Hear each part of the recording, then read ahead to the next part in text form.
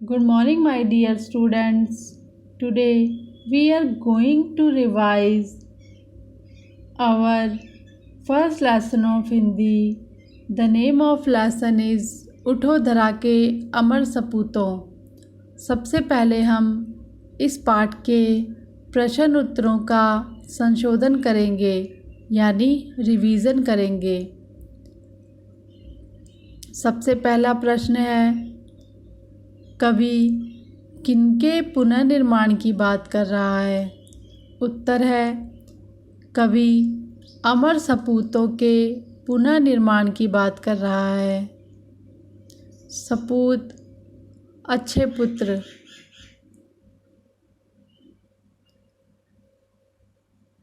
प्रश्न दूसरा, धरती माँ की काया कैसे सुनहरी हो गई? उत्तर, धरती पर कली कली खिल उठी और हर फूल मुस्कुरा रहा है, इसलिए धरती माँ की काया सुनहरी हो गई है। प्रश्न तीसरा, नवयुग का आह्वान किस प्रकार होगा? उत्तर, नवयुग का आह्वान 100 ज्ञान के दीपक जलाकर होगा। प्रश्न चौथा, यह कविता क्या संदेश देती है? इस कविता का यह संदेश है कि हम अपने अच्छे विचारों व अच्छे कार्यों से देश को उन्नति के मार्ग पर ले जा सकते हैं। आओ अब हम शब्दार्थ का संशोधन करते हैं। पहला शब्दार्थ है धरा, जिसका अर्थ होता है धरती। दूसरा शब्दार्थ है अमर, जिसका अर्थ होता है अविनाशी। अमर का मतलब होता है जो कभी न मरे, उसे अमर कहा जाता है। तीसरा शब्दार्थ है सपूतों। सपूत कौन होते हैं? लायक पुत्र, यानी सपूतों का मतलब हुआ लायक पुत्र। एक कुपूत होता है और एक सुपूत होता है। यहाँ पे सुपूत की बात की गई है। कुपूत नालायक पुत्र और सपूत लायक पुत्र, यानी जो आज्ञाकारी पुत्र होते हैं। चौथा शब्दार्थ है पुनः। पुनः का मतलब होता है दोबारा। जब हम किसी भी चीज़ को दोबारा शुरू करते हैं तो हम उसको पुनः निर्माण कहते हैं। पांचवा शब्दार्थ है स्फूर्ति।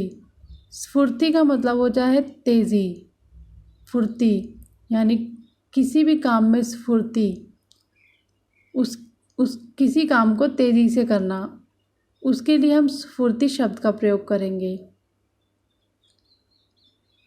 छठा शब्दार्थ है उमंगे। उमंगे का मतलब होता है उल्लास, खुशी। सातवां शब्दार्थ है सुमन। सुमन का अर्थ होता है फूल।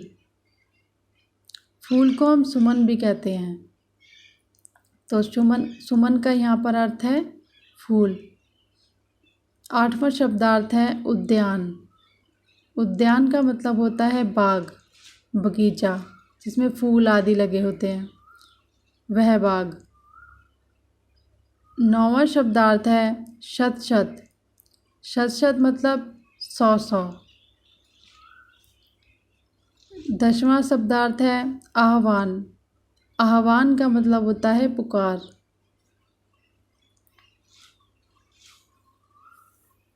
इसका तीसरा भाग है सही उत्तर चुनकर सही का निशान लगाओ।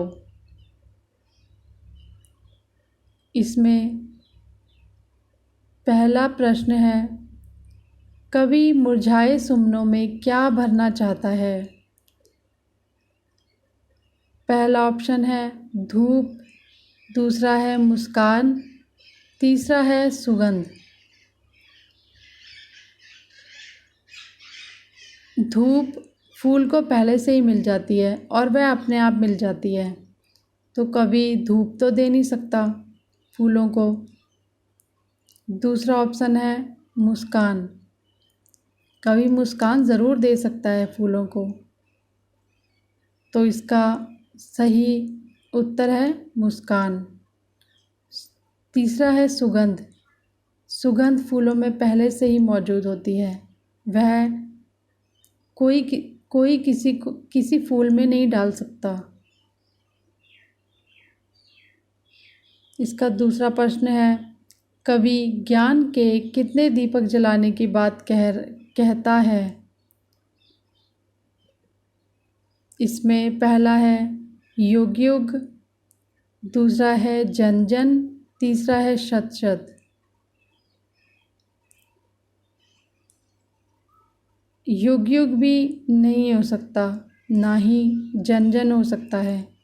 इसका सही उत्तर है शत शत, यानी 100।